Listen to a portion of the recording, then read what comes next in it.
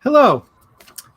So we've all seen that hilarious trope in movies where somebody is in a foreign country or just speaking to somebody in their non-native language and they completely say the wrong thing. Like what they intend to say is completely different from what comes out, and it's hilarious. But what if that actually changed who you were instead of just what you're meaning to say? That is one of the topics we'll be discussing tonight with Babel-17. And with that, welcome to this week's episode of the 800's. I am one of your co-hosts, Alex, and you just heard from my fellow co-host, Adam.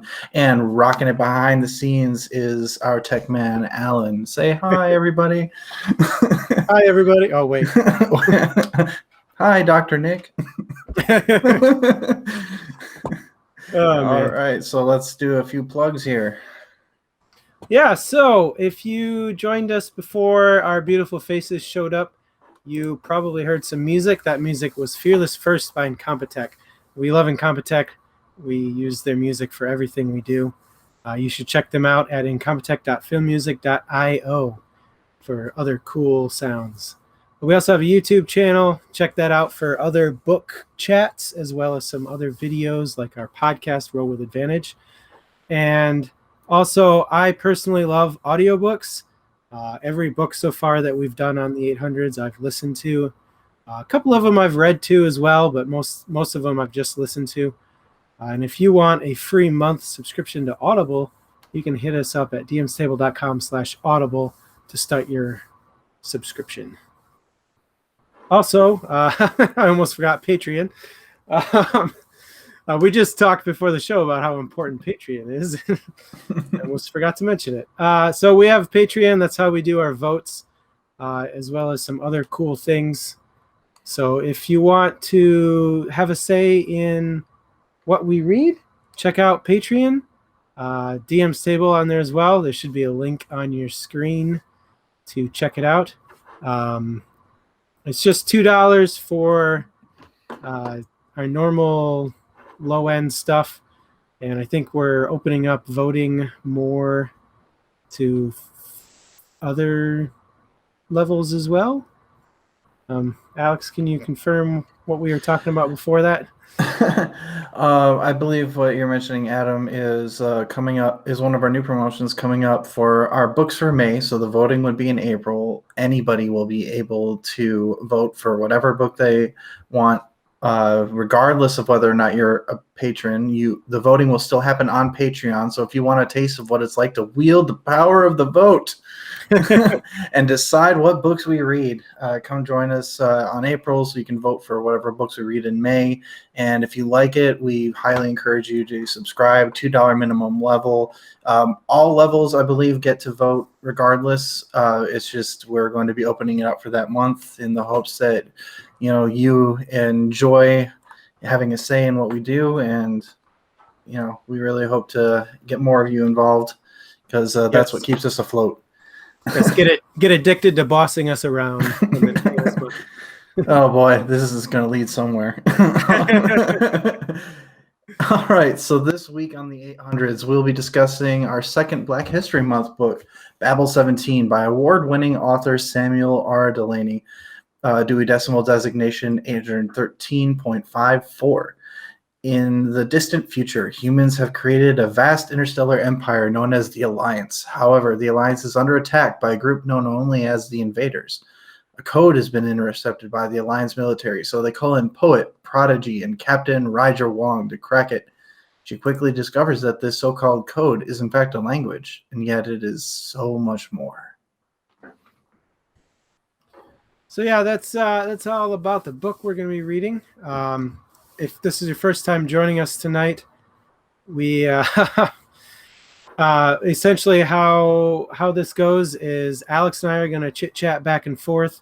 We'll pose a topic or a question and wait for your guys' comments to come in so that we can continue talking not just amongst ourselves but with you guys as well. And as always, if you guys have something you want to talk about, pop it in that stream chat. We'll see it and we'll give it a chat. All right, and just our quick reminder, this is not really intended to be like a kid-oriented show. We do cover a lot of adult themes, topics, and while we don't try to swear all the time, it's probably going to happen, so add children to our viewership at your parental discretion.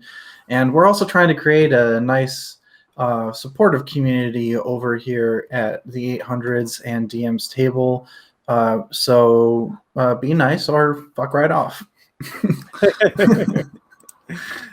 And with that, let's get right into talking about the book. Alex and our viewers, what was your first impression of the book? I thought it was a very intriguing premise. I found it very hard to get invested in the characters because they felt a bit superficial, like less like they were deep characters and more like they were like a vehicle for the story or the premise that Delany was kind of setting up. And I don't know, they just felt really forgettable. I mean, the story was like, again, interesting premise. It was cool, very thought provoking, but like it was more about it felt almost like a philosophical essay with like characters kind of in there for me. But what about you, Adam?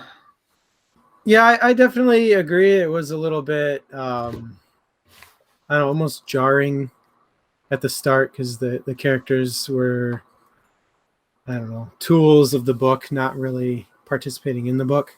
Mm-hmm. I mean, obviously you had Rydra in there, but the general felt like he just existed to have somebody to talk to. But no, I think the big challenge with Babel-17 is it is a shorter novel in terms Mm-hmm. of sci-fi and fantasy. So there was a lot to unpack and not a lot of pages to do so. So I think the style Delany went with is very much just throw things in there and let the reader unpack it as they will.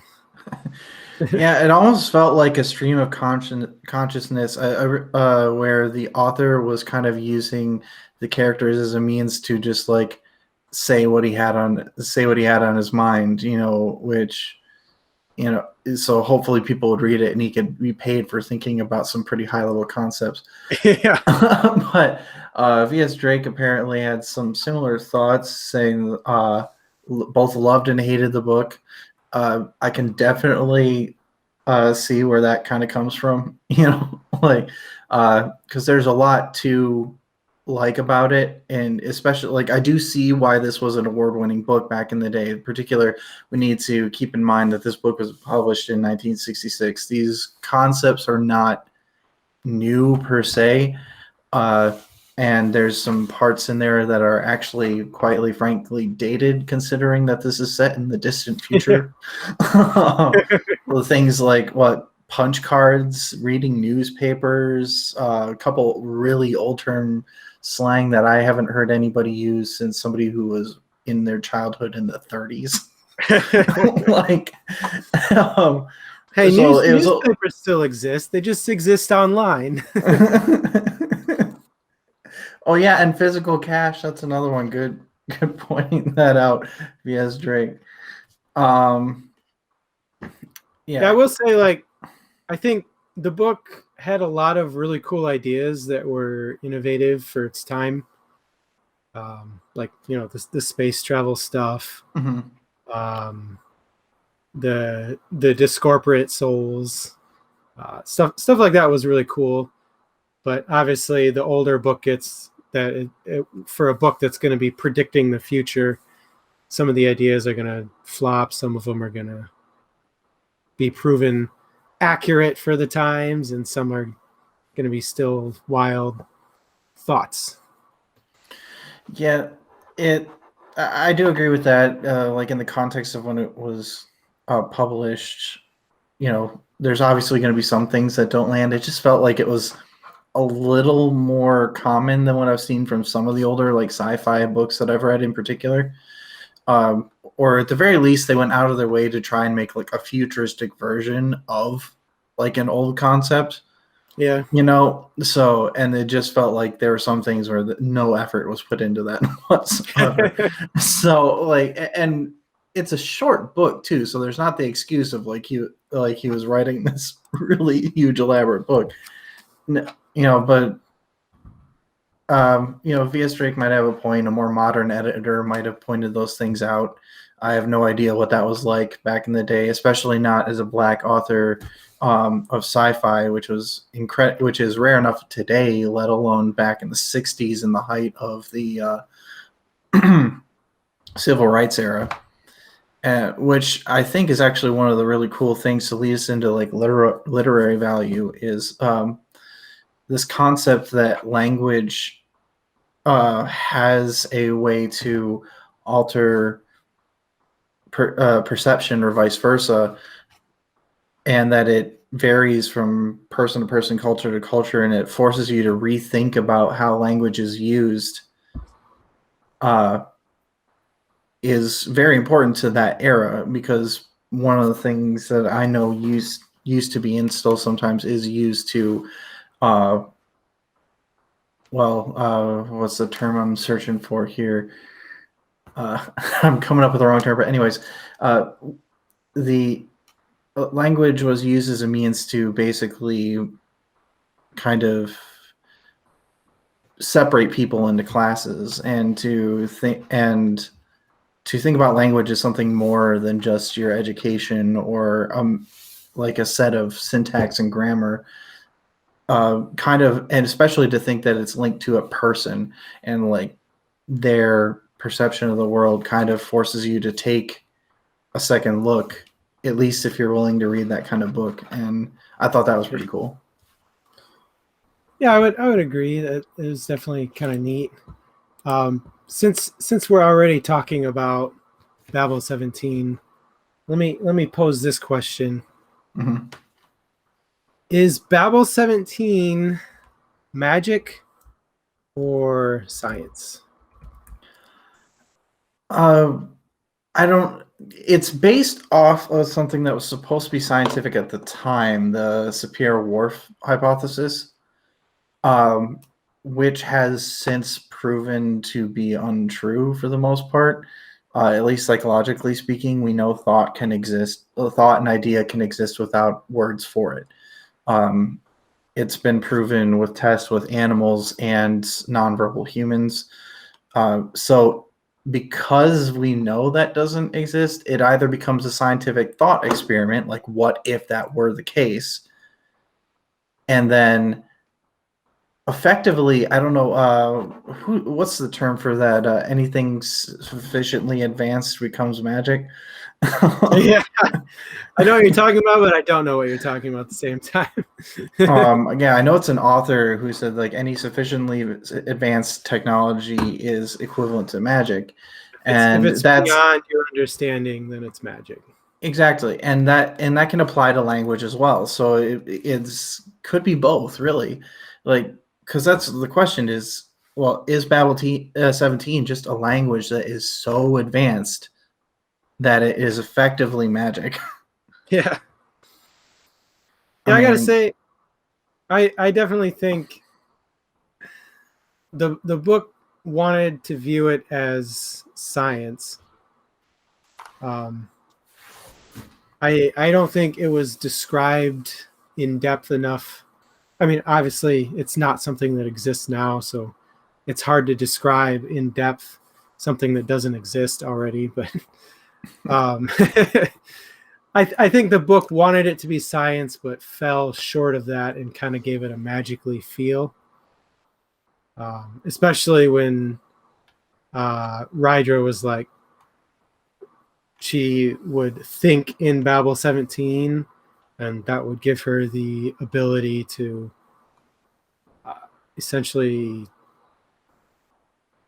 know everything. Well, yeah, and that's the thing is like it took a savant level genetically, apparently we find out at the end, genetically enhanced being to be able to even remotely understand this. And you're right, there were a few cut corners just to make things fit, and that does give it the magical feel. But I don't think that should take away from some of the interesting bits of language nuance that was explored in the book either, because there are some interesting things there. Like, again, going back to that Sapir Whorf theory, not all of it has been disproved, but like ultimately that theory states that the structure of a language determines a native speaker's perception and categorization of their experience. So effectively, language determines experience, but like a more in-depth look also says that an idea an idea cannot become real without language to make it so. That's the part that's been disproven. Yeah. So if you leave that part out, there is a scientific portion to it, and there are some real elements of language that are explored in a really interesting way. In particular, I liked the talks between our main character Rydra and the Butcher. The use of like how do you define the term "I"? Like that was. Yeah. I really liked. I thought Delany did an excellent job of painting that picture of how you do tell somebody, like, this means I, this means you, this means we. Like, Mm-hmm. I thought that scene was pretty cool, especially because like the Butcher got it wrong at first, and she just went along with it, and then was like, by the way, you're wrong. To riff off what V.S. Drake's saying here. To kind of backpedal a little bit, how are these people in the Alliance still alive if the invaders developed Babel-17? My own personal take on that is like, I think it's just a shortcoming of the short nature of this book. Shortcoming for the short book. It seemed like that was the point, is the invaders were trying to use Babel-17. They were staging attacks that Rydra was investigating with the aid of Babel-17, but the Alliance were able to combat it very quickly with the help of Rydra, and kind of kaputted it because Rydra was like, Babel-17 is my bitch. So well, and I think that is part of it, because you're right, it does suffer from a lack of like length to expound on those ideas, but it plays a lot like a plot hole, like V.S. Drake says, because they just don't address it.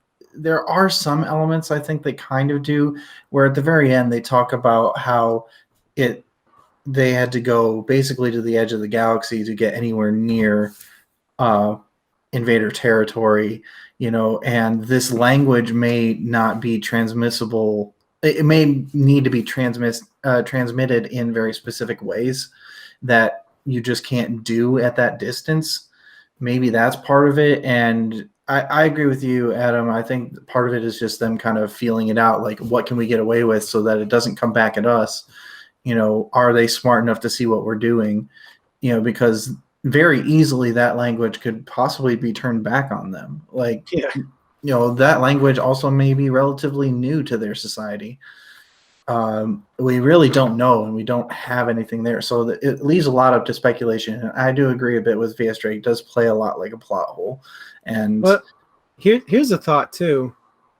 We were talking about how like language defines culture to some point. Mm-hmm. What if the invaders just don't understand the power they have? What if they just think Babel-17 is just how everybody thinks? Well, I mean, that entirely could be possible, but it seems slightly unlikely because they're making targeted attacks. They have to know that it has an effect. Like, if that's what they're doing, unless it's, I don't know. I just don't see how you have that power and then have people do some coordinated attacks on somebody else and that just be an accident. Yeah, a portion of the races and the invaders are human, and so like there is some bleeding over there as well. And I wonder how many of those, if the humans were the start, or if they were just people who expanded beyond the Alliance territory and just kind of got absorbed into the invaders. You know, that whole, again, it wasn't expanded on too much, so yeah. Yeah, well, B.S. Drake makes a really good point. You know, they would have at least some cultural understanding. In particular, if they have this ability to like share thoughts in the way that they do through their language. And this human versus human war idea that B.S. Drake, taking the words out of my mouth before I can even say them, is an interesting concept because, again, it goes back to the time in which this book was published, is in the middle of the civil rights movement. Like there was kind of this human versus human. Oh, hold on, I'm reading what B.S. Drake read. He's throwing a lot out at us there. Other races joined picking sides. Yeah, so that's kind of what was happening at the time, and there's a lack of understanding between people, and a lot of it was played out through different uses of language. And I thought it was pretty interesting that that Delany used the allegory, I think is the right literary term there, in such a way, but it ultimately left me wanting to know more about the invaders. Like, why was all this going on? But I think what Delany wanted us to focus on was the language thing, because that's all he apparently cared about in this book. I mean, based on the lore that Delany sat down for Babel-17, you could seriously have several series in this universe. So, I mean, there's a lot of potential expansion that could have happened, but obviously you can't throw that all into one novel. So. Yeah, well, the thing is, there's no follow-up novel. That's the kicker. But go ahead, Adam. V.S. Drake wants to talk about how the story flowed. Yeah, so why don't you get anybody who's out there, let us know what you thought about the flow of the story as a whole. I'll go ahead and start this one off. I personally found it very hard to trudge through at times. As far as the flow goes, it felt very much like, oh, I've got an idea, I'm going to explore it, but how do I have a plot device that allows me to explore this idea? Oh, I know, I'm going to quickly make my characters go here or do something there so that I can talk about this thing. Because like all this actual sci-fi stuff, like the space travel, the interplanetary alliance, all of these elements that make up what we truly think of as sci-fi, seemed like the background, because they were just used like to transition from one idea to the next, and not like an actual there was not a lot of world building in this, I didn't feel like. And I get that it's short, but it just felt, even for a short, barely more than a novella, this didn't feel like there was a lot of world building in there. And it kind of disrupted the flow for me a bit. Like there were parts that I get really interested in it, but there's other parts that I felt like I just kind of had to slog through a bit. So I think that's very accurate, because like the book literally starts with a meeting about Babel-17. Like it's just, here you go. Like there's no, we're on Earth, these are their characters, and this is the scenario, and there's a war. It's just, so there's Babel-17, and you need to figure it out. So, like, I don't know. I definitely think it's a Delany style that's like, he just throws you in there. Mm-hmm. I think my own take on how the story flowed, I liked how the parts were laid out. They were very much like scenes from a play. Like every time you transition scenes, it was a new part. I don't think each part was a story in and of its own, which is usually what a part of a book is. So there was a little bit of jarring transition there, but I did think each part made sense, right? So the beginning you're on the base, the second part was the first attack, third part was the mountain, fourth and fifth were after the mountain. Yeah, I agree there. I really don't have a lot to expound on that because that was really well spoken about like how he did that. Because like I also found the parts portion both a bit comforting and jarring at the same time for the exact reasons that you said. Because it was nice to have a little bit of a layout, to have something to kind of snap me back into it. Like, oh, here's a major transition going on. So he did that decently well. It's just like you said, it doesn't hold up as like a story for each part, or I didn't see how the parts necessarily came together to make a whole, not in the way that they typically do. Yes, Drake said that they loved the start, was ready to drop it by the time they got to the mountain, and then got back into it. And in the end, I rolled hard. Man, did I feel that one, BS Drake. There was so much exposition at the very end. Like, if you need that much exposition at the end to like say what just went on in your book, then you probably didn't do the best job describing like what you wanted to throughout the course of your book.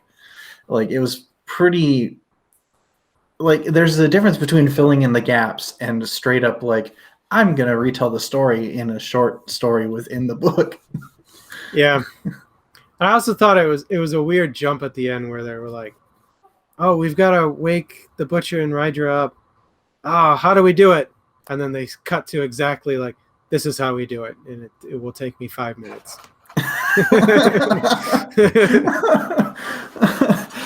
Oh, that's exactly right. I just was like, what the?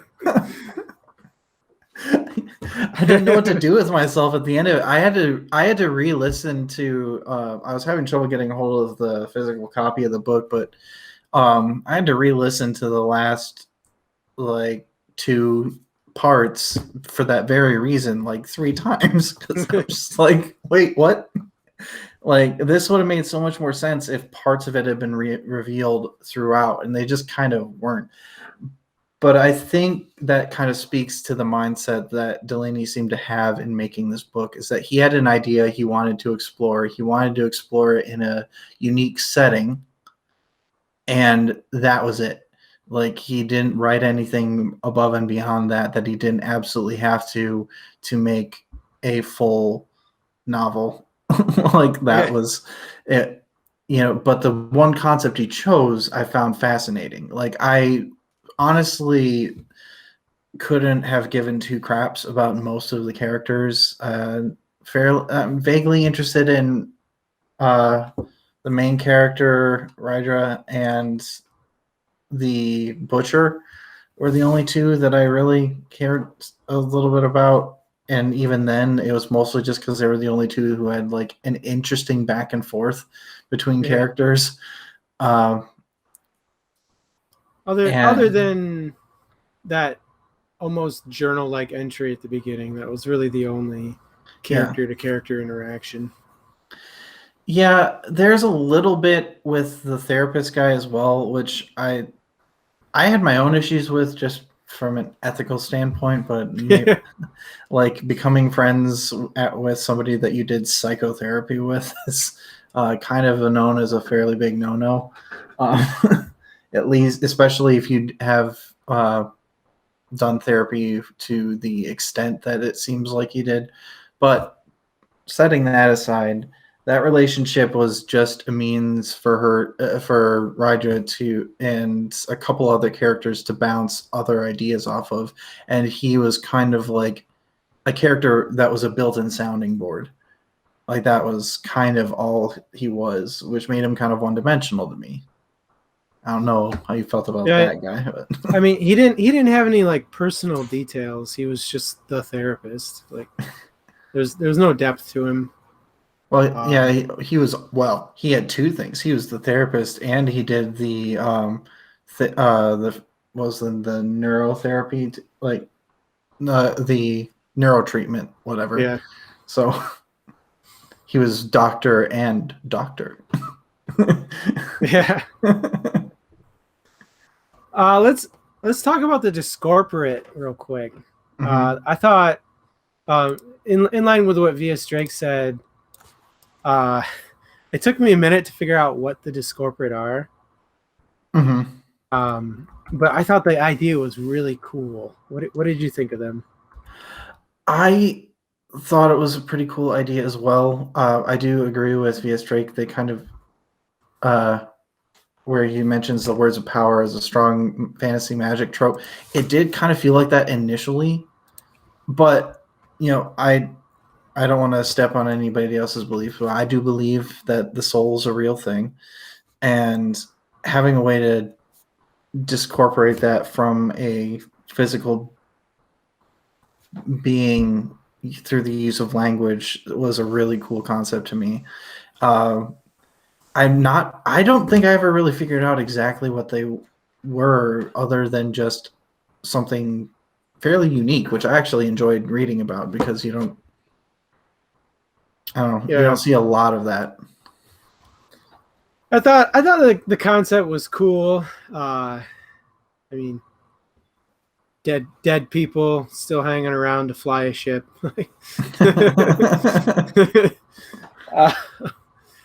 I would have liked to see more depth about like why people would decide to do that. But I thought it definitely led to opportunities for expansion if Delany ever wrote more novels. I thought that the discorporate sector was a little weird, like it was illegal for them to be there or something. Yeah, I didn't particularly follow that well. It was one of the parts that I remember kind of like being really interested, and then kind of having to slog through that little piece to get to the interesting parts. I noticed that V.S. Drake mentions, the necromancy through digital ghosts is the way that V.S. Drake took it. And I guess that kind of makes sense, especially because they partially talk about Babel-17 as being potentially basically like, what if you could write computer code for in a way that humans could speak it, rather than typing it in, and then create commands based off of this language that is essentially a computer code. And I don't know, like, it makes a weird kind of sense, but again, it seems to fall a little bit short when we come to the mechanics side of it. Conceptually, really cool.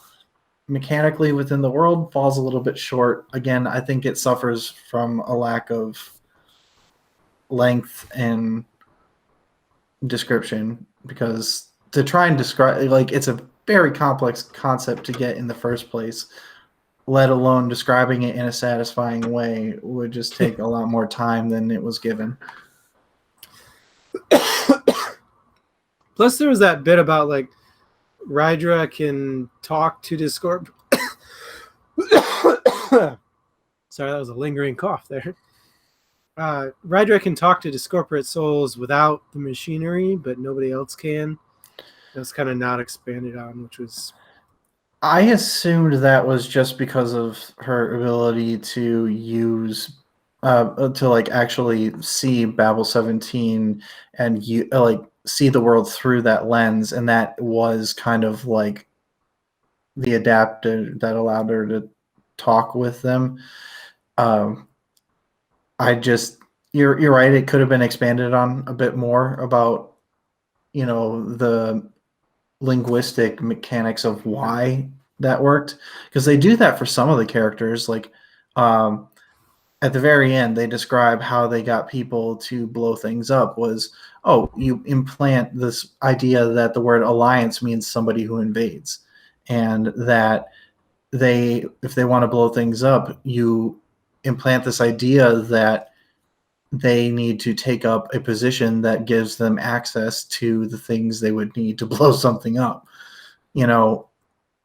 and it really could have been done similarly there. I'm just not sure exactly how that would have happened because there wasn't enough character interaction to facilitate that in the first place. Yeah. V.S. Drake says because she can translate into a language, it's because she uses a translation different into a different language to save the interaction in the mind. Okay. I'm not quite following, but I think that kind of speaks to how convoluted this got without enough exposition, is that we all three of us came up with a different idea of what was going on, and it's not like a long book where we lost it because okay. She used the synapse of the translation. Okay. It was, but I just don't think it was explained super well. Like, not in a way that, like, it glossed over exactly. It didn't stick with me enough. I'm glad it stuck with you, V.S. Drake, because it didn't stick with me enough to really feel like satisfying. My only takeaway was Roderick could do it without machinery, and everybody else needed something to help them. So lockbox. Oh man. Yeah, I think we can agree that it just wasn't explained well enough. It was, again, a lot of really cool ideas with just not enough explanation of like why those cool ideas work in a satisfying way. And I can see the inspiration from this book in other parts of sci-fi, which clearly these ideas. Oh, V.S. Drake, yeah, you mentioned twice you wanted to talk body augments. I'm not. I'll let you answer a skittle on that, but yeah, there is kind of a high fantasy and space thing going on, like with the dragons. Like, I was really surprised to see dragons in us, and it's kind of a cool concept that like you could get to the level of body augments. You could literally be anything, like anything. And here's a question: if you could augment anything, what would you augment? I would want to augment my mind so I could understand Babel-17. Is that an option? Can I choose that? Oh man, I mean, like, I guess so, yeah. Or you could just go straight up, like, just augment yourself to be the main character because she was effectively like the perfect human or whatever it was that was described at the end. V.S. Drake would augment his large toes. Like, how would you make them larger or smaller? Analyze that. Well, that clearly means you want to shove one up Alex's butt, and you need a larger toe to do it. Oh no.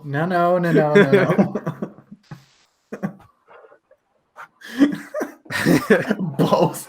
Wow. What would you do? What would you do? You want them both larger and smaller, so one smaller and one larger?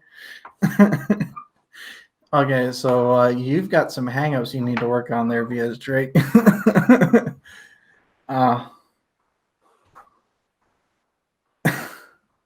No? Okay. Up, then down. I'm not sure what he means, but as far as the body augments went, I think one of the high fantasy elements that V.S. Drake mentioned that I thought was kind of interesting was it allowed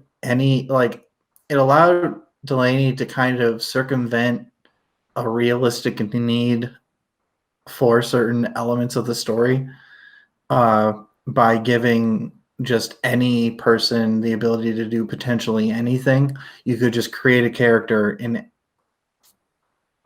any kind of vein that you wanted with any skill or physical set of characteristics to kind of just fill the gap. And I wish there would have been more elaboration on what like maybe how it came to be so prominent, or why certain people do it and why certain people don't, how people without the means to get it done. There's a little bit of that goes on that talks about people in like lower castes that get it done by basically by corporations so that they can do their job. But beyond that, it seems mostly aesthetic, like very high fantasy cyberpunk almost. Yeah. Via Yeah. do you have an opinion on the body augments? I think you just said it there. You gave Delany permission to hand wave a lot of the science, and I think that is very much what was going on there.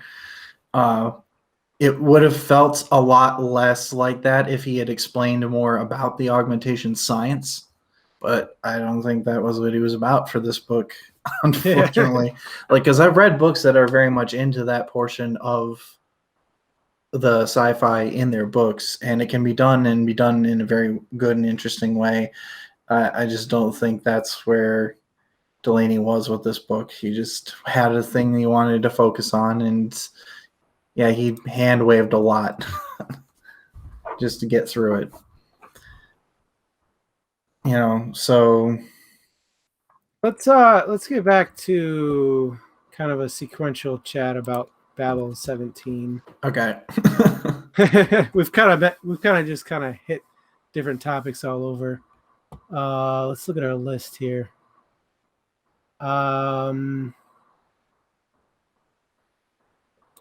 Let's talk about the first attack that Rydra investigates. What was it, the Baron or something? Yeah, the Baron and the Baroness. That might have been one of the hardest parts of the book for me to get through, because, well, I found the characters in it annoying.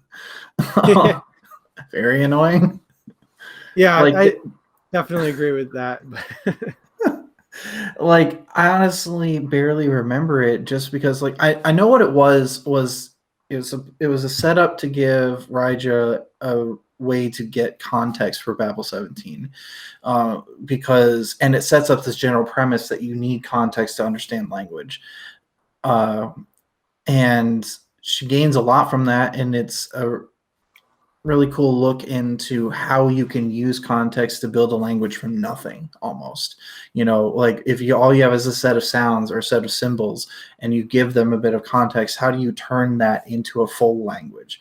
And it kind of looks a bit closer to that, and I found that part fascinating. I absolutely did. But beyond that scene just felt a little forgettable, like, other than how annoyed I was at the Baroness and the Baron, Baroness in particular. Yeah, I definitely agree that scene was very unmemorable. My big takeaway was when they were fleeing, and the ship was doing things that nobody was doing. Like, Rydra told the ship to jump, and everybody was like, "Yeah, it's heavy right here that you said jump," and she was like, "I didn't fucking do that." I kind of took that as that was Delany's way of being like, Babel-17 turns you into a spy without you knowing you're a spy. But at the same time, the internet pretty much said Babel-17 is about a language that turns you into a spy. So it was kind of hard to take that as a fresh look and not as a spoiler look. But it definitely, in terms of storyline, it set the stage for what Babel-17 is capable of as a language. Yeah, and again, like you said, it did that by setting up like this idea that it could change somebody, or that it could be used to make somebody a spy or a means of destruction beyond, it. So it wasn't like a network that it infiltrated; it was a language that it infiltrated. Like it sets that up, and that becomes later this idea that you can invade somebody's mind and take it over and potentially brainwash them from afar, just through the use of pure language, not through torture or behavioral modification, just idea modification. Uh, V.S. Drake mentions that they really could have done a better job of showing the massive difference between classes, both lower and upper class. I completely agree, but that would have been world building. Which I just didn't see nearly enough of that in this book. Yeah, But definitely. it would have been really cool to explore that, and I might have actually liked that part. But as it was, it basically just set up that, like, oh yeah, rich people are pompous asses in this era too.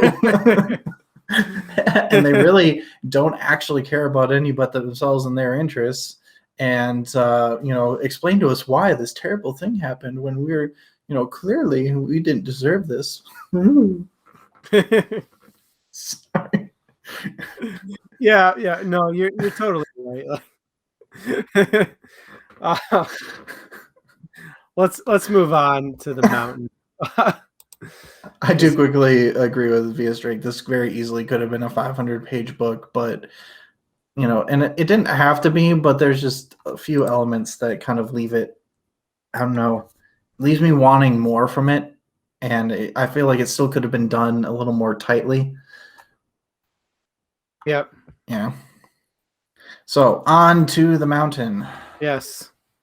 Let's get So your thoughts on it, Adam. kind of jumping ahead a little bit, but the part where the butcher made, what was his name, Tarek? Yeah.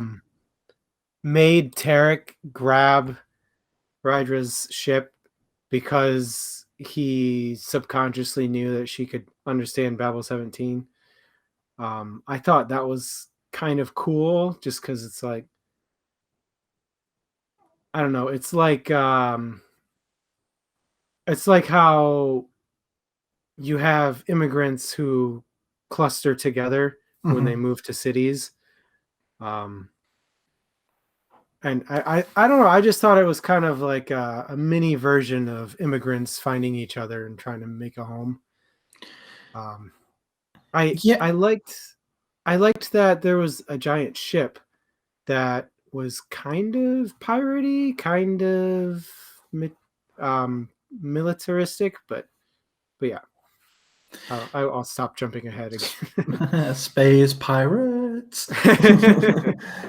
No, I actually really like that you brought that up, because I had a similar feeling. I less attributed it to like groups, like immigrant groups, and more like individuals. When you find somebody that you just kind of like are in sync with, and you kind of know what they have to offer, and you want them in your personal community. Like I felt like he kind of went out of it, like he had no idea how to actually express this stuff, but he found a way to do it through the use of his version of language, which I thought that was kind of cool. Like people reaching out to each other across across a major difference, because they have something that they hold dear that kind of fits together.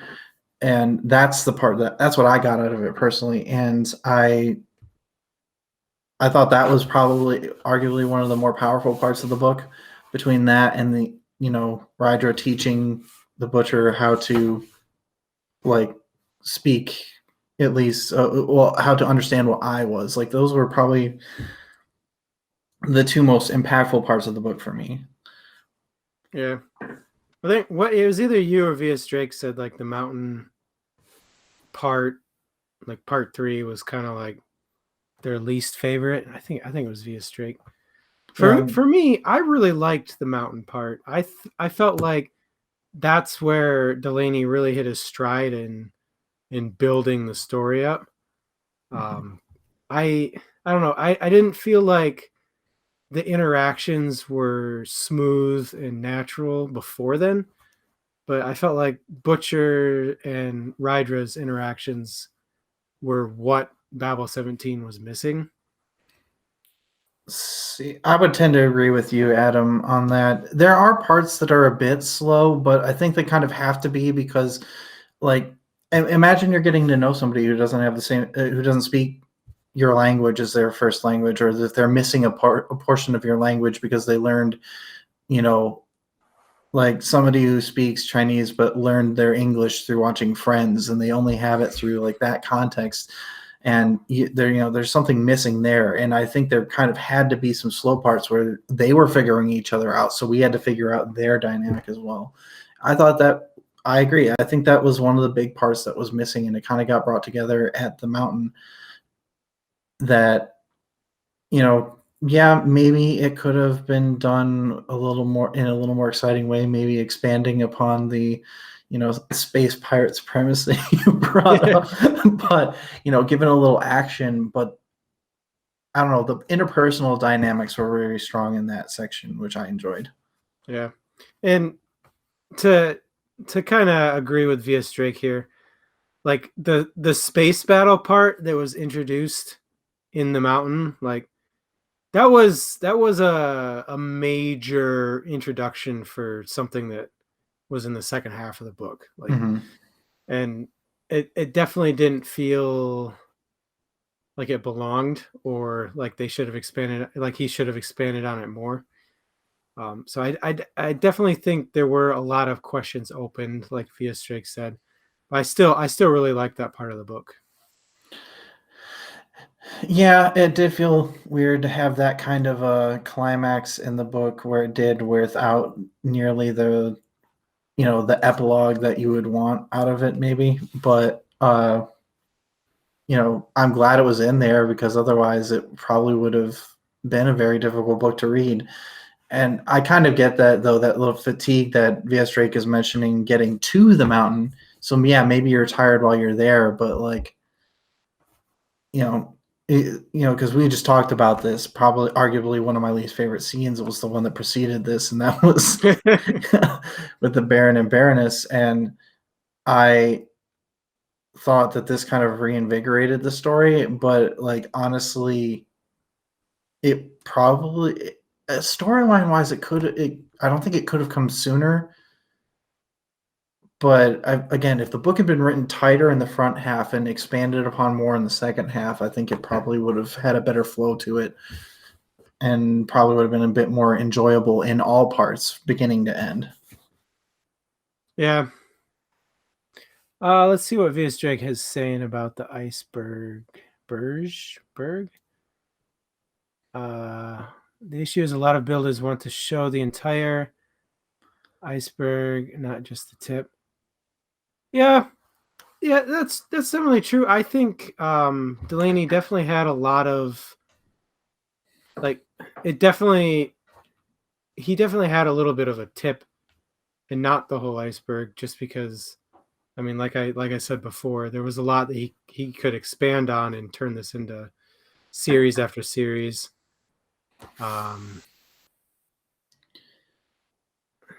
It's not an issue that he did that, though. Like, I don't mind that he made it small tip of the iceberg stuff.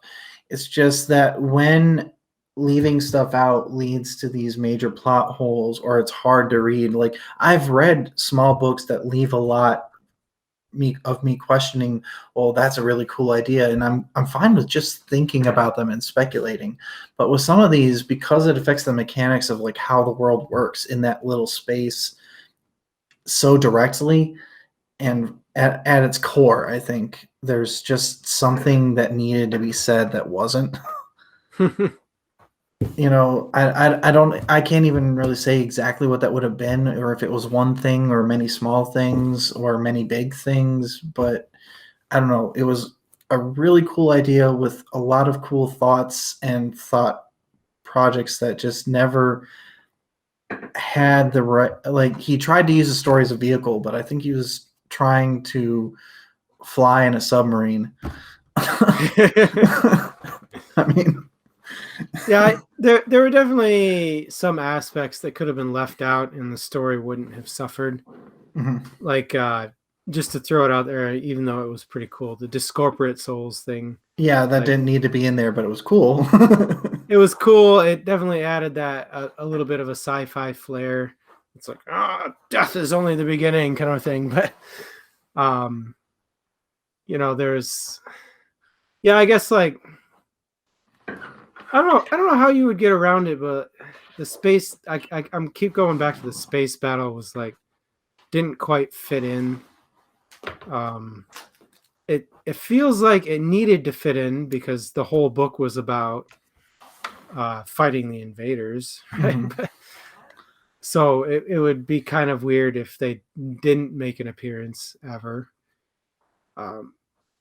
Yeah, I guess I would almost say it's not that there's too much stuff in there. It's just that he didn't expand on it enough. And this should have been a longer book. Yeah, it didn't even need to be 500 pages. I think he could have like easily made it maybe 100 pages longer and had just enough in there to like touch on the things that would have made it a more satisfying read. I I do see why at the time this book received such critical acclaim because there's a lot of good in there, and it touched on some ideas that were new for the time. But I don't know. I guess it just didn't age quite as well as I Yeah. was hoping, considering that this is considered a classic for sci-fi. But like, I don't want to take that away from the fact that like I do think that as an author, Delany has a lot to offer. Like, I think there's some really good, really great parts that you only see in actually like really talented authors. I don't know if this was his first book or not, but Doctor. let's see. Going to his wiki page here, and it looks like it was one of his first. So maybe he's still finding his voice a bit. Slight pun intended. Book about language. He's finding his voice. Oh, he had a lot of books before this. Apparently, it says V.S. Drake. Why am I not seeing that? Well, either way. Well, yeah. This one was like, I think for its time was probably a pretty great book. For now, some parts of it haven't aged quite as well, but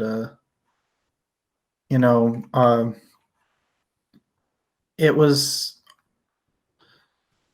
I like that it made me think about certain things, and it's actually something that I think I'm going to carry into my real life, which I think is actually what Delany was going for. Something I'm going to carry in, something people carry into their real lives, is this idea that language has power, and that power comes from perspective.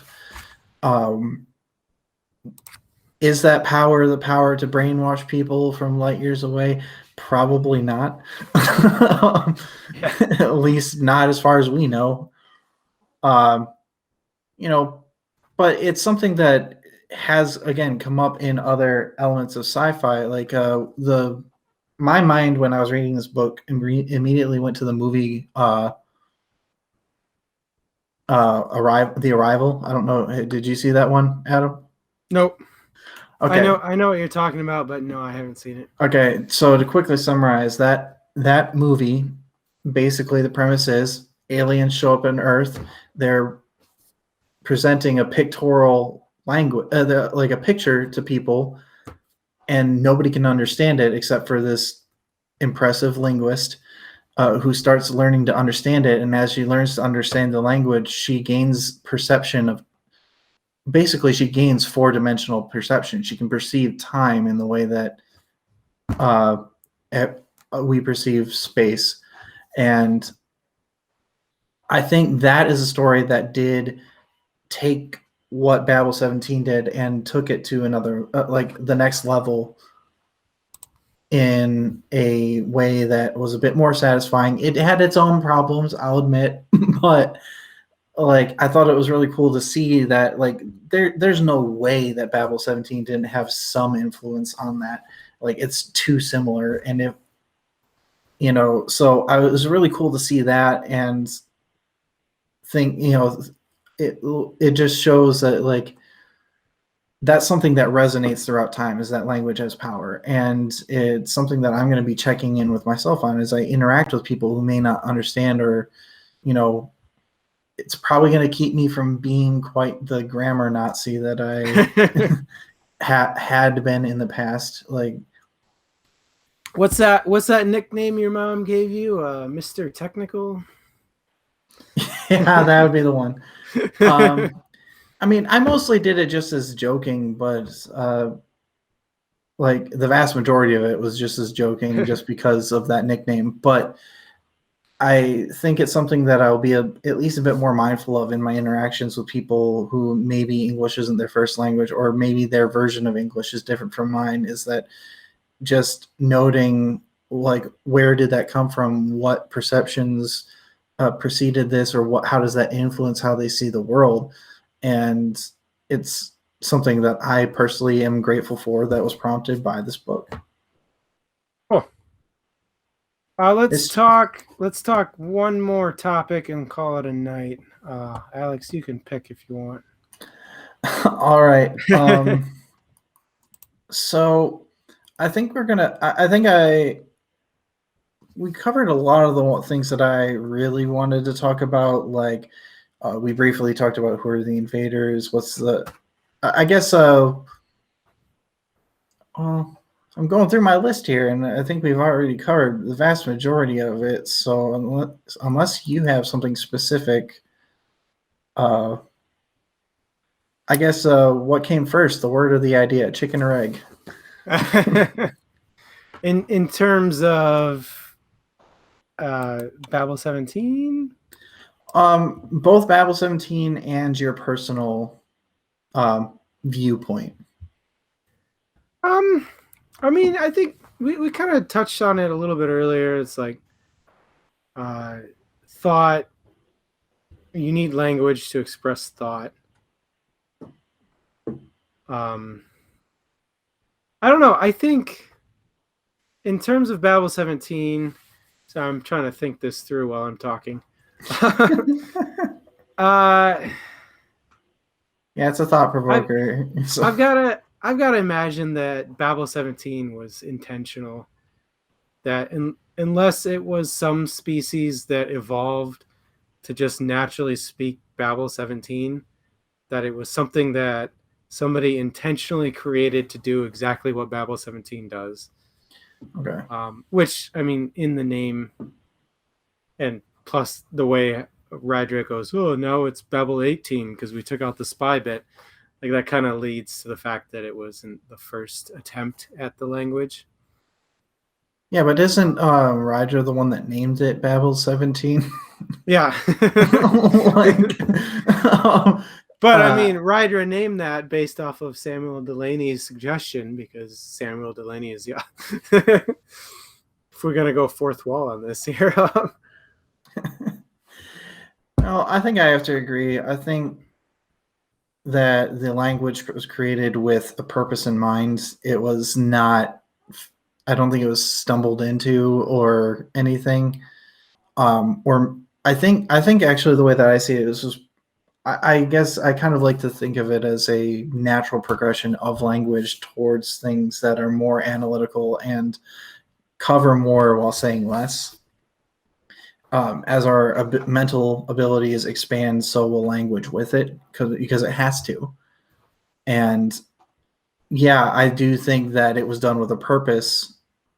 Certain part, like the same way that technology has advanced through war, language did as well. In this case, in this confrontation between the Alliance and the invaders. So yeah, I think it was with purpose. But I do think that in the real world, a lot of language comes because the idea was there first. Yeah. So idea first, language second, because you have to have a way to conceptualize it in such a way that it can be communicated. And Yeah, I was just thinking through how Rydra equated it to like computer programming language, and how essentially computer programming language wasn't a natural evolution of language; it was intentional. It was like, all right, I want to make a computer do specific things, so I'm going to write this specific language that a computer will understand. yeah, and I think that's different though than the way we interact with people though, and idea like because you're giving something that doesn't have its own power of thought a way to do things.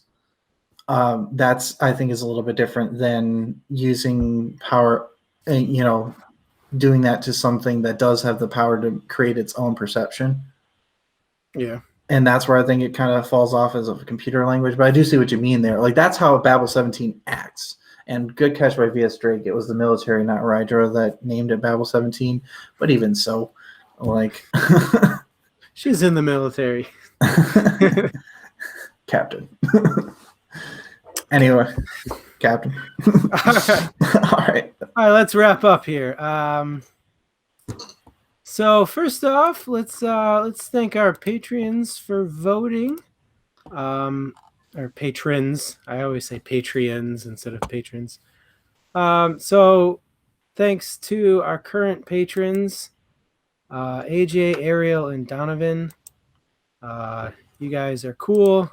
Thank you for the money and the beer for the money. Just kidding. They didn't buy me the beer, but that's a long-standing joke about getting money. So the vote came out as Truly Devious by Maureen Johnson. So in terms of read next, I'm popping it up on the chat right now. We have March 13 is Lore by Alexandra Bracken. And then the new book, Truly Devious by Maureen Johnson, is read by March 27. So you should see that on your screens now.